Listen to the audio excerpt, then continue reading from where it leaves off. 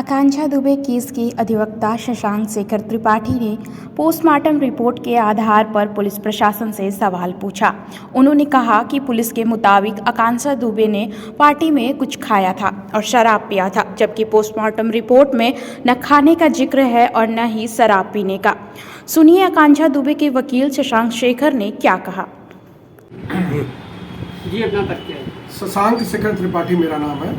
आकांक्षा दुबे की जो प्रकरण है हत्या या आत्महत्या, उसमें उनकी माता मधु दुबे जी ने मुझे वकील नियुक्त किया है। कल जिलाधिकारी को आपने पत्र दिया, क्या आश्वासन मिला, क्या किस तरीके की कार्रवाई, क्या है आकांक्षा दुबे से जुड़ा मामला? देखिए, वरिष्ठ अधिवक्ता राजकुमार तिवारी जी के नेतृत्व में एक प्रतिनिधि मंडल जो है माननीय मुख्यमंत्री को संबोधित ज्ञापन हम लोगों ने दिया है। इसमें 15 सूत्रीय मांग है।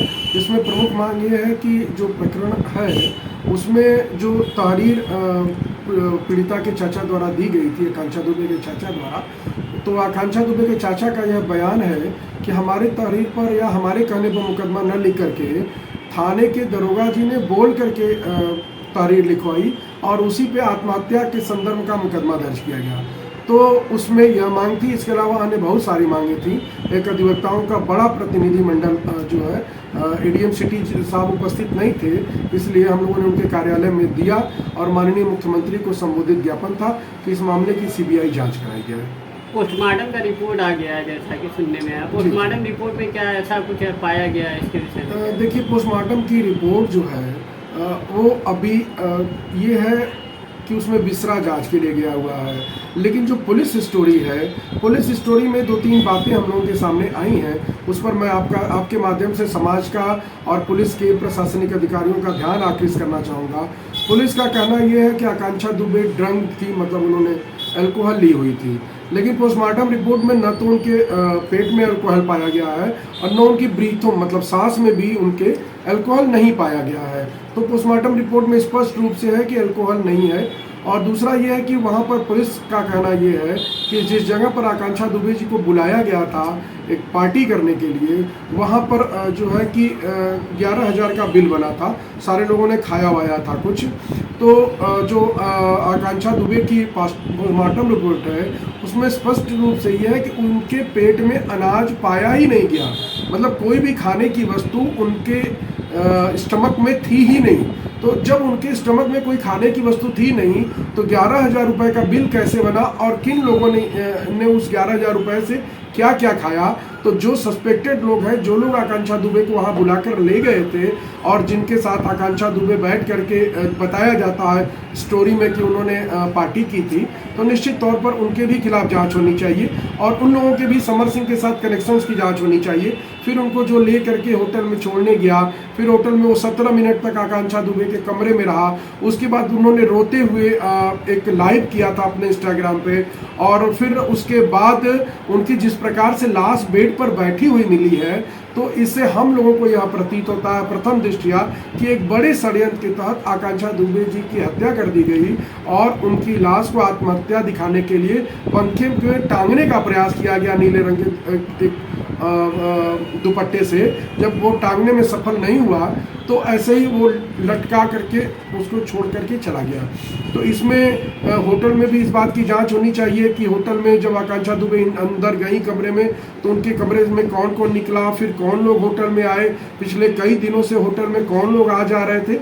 इन सारी मांगों को लेकर के हम लोगों ने एक मांग पत्र माननीय मुख्यमंत्री जी को प्रेषित किया है एडीएम सिटी के कार्यालय के माध्यम से। आकांक्षा दुबे की मां मधु दुबे का आरोप है कि संदीप सिंह जो आकांक्षा दुबे के साथ 17 मिनट तक कमरे में थे, तो उनको पुलिस प्रशासन द्वारा छोड़ दिया गया है। बिल्कुल, यह बहुत चिंताजनक है। हम लोगों को भी यह सूचना मिली है अंतिम व्यक्ति के रूप में जो संदीप अंदर थे कमरे में, तो संदीप की महत्वपूर्ण भूमिका है और हम लोगों को ऐसी सूचना है कि संदीप को पुलिस प्रशासन ने कहा था कि वो बनारस शहर छोड़ करके नहीं जाएंगे, लेकिन विश्वस्त सूत्रों से सूचना मिल रही है कि संदीप सिंह बनारस के बाहर है। यह अत्यंत चिंताजनक है और इसी वजह से आकांक्षा दुबे की माताजी बार बार कह रही हैं कि उनका सारनाथ थाने की विवेचना पर विश्वास नहीं है और सारनाथ थाने से वो संतुष्ट नहीं है और उसी दिशा में हम लोग भी बात कर रहे हैं। आखिरी सवाल ये है कि 1 हफ्ता से ऊपर हो गया, अभी तक पुलिस के हाथ खाली है।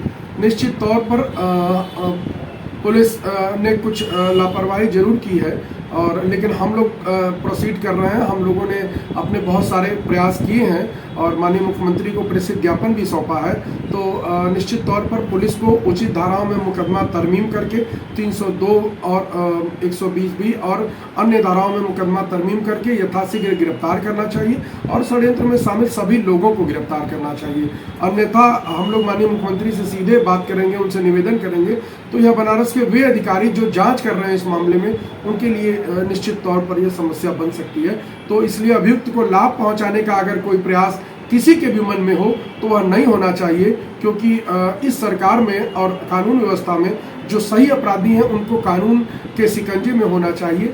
और हमारा आप सब लोगों से निवेदन है कि यदि आपके पास भी कोई ऐसा सूत्र, कोई ऐसा सोर्स या कोई सूचना आपके माध्यम से आती है तो वह जरूर जो इस मुकदमे में काम आ सके, जो क्योंकि एक लड़की के साथ अन्याय हुआ है, गरीब परिवार की लड़की जो अपने बड़े सपनों को लेकर के, अपनी कला और अपनी क्षमताओं को लेकर मुंबई जाती है, उसको मुंबई के बड़े ऐसा नेक्सस में बैठे हुए लोग उसको कैप्चर करते हैं, ब्लैकमेल करते हैं और उसके बाद अंततः उसकी हत्या हो जाती है।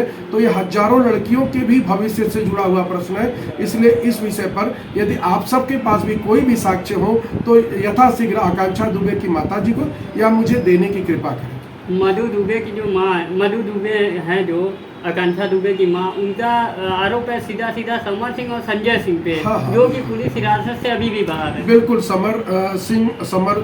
समरजीत सिंह उर्फ समर सिंह, और लगातार बताती रहती थी कि समर सिंह उसके साथ मारपीट करते हैं, संजय सिंह भी उसमें इन्वॉल्व होते हैं, उनको ब्लैकमेल किया जा रहा है, उनकी कमाई का पैसा उनको नहीं दिया जा रहा है और उनको विभिन्न प्रकार से प्रताड़ित किया जा रहा है और अन्य कई बातें हैं ऐसी जिसको आकांक्षा दुबे की माता जी कहेंगी तो मुझे लगता है ठीक रहेगा, अजय रोकेट बोलना नहीं ठीक रहेगा, लेकिन बहुत गंभीर विषय है। इस तरह से जब बच्चियां जाती हैं मुंबई की माया नगरी में तो किस तरह से लोग उनको पकड़ करके, उनको कैप्चर करके, उनको ब्लैकमेल करते हैं, उनके वीडियोस बना लेते हैं, उनको परेशान करते हैं, उनकी कमाई रख लेते हैं और फिर उसके बाद अंततोगत्या उनकी इस प्रकार से हत्या कर दी। उनकी मां का आरोप है कि खुदकुशी के पहले 31 तारीख को संजय सिंह द्वारा धमकी भी दिया गया था। बिल्कुल उनकी माताजी ने मुझे भी बताया है, पुलिस प्रशासन को भी बताया है कि संजय सिंह ने समरजीत सिंह उर्फ समर सिंह के प्रभाव में धमकी दी थी कि यदि तुम किसी और कलाकार के साथ काम करोगी तो तुम्हारी हत्या करा दी जाएगी।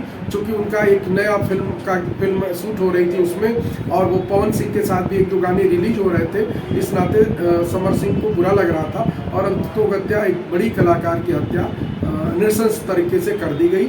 और इसमें हम लोगों की मांग है कि इसकी CBI जांच हो और जो सच हो वो सामने आवे और जो लोग दोषी हैं उनको प्रॉपर सजा हो। शासन प्रशासन से आखिरी में क्या कहना चाहेंगे? हम लोग शासन प्रशासन से ये कहना चाहेंगे कि अपराधी कितना भी बड़ा, बचाने वालों का जो हश्र हो रहा है वो अतीक और मुख्तार को और विकास दुबे को बचाने वालों के साथ जो हश्र हुआ है उससे वो शिक्षा ले और इस सरकार में अपराधियों की जगह जो है कि जेल है।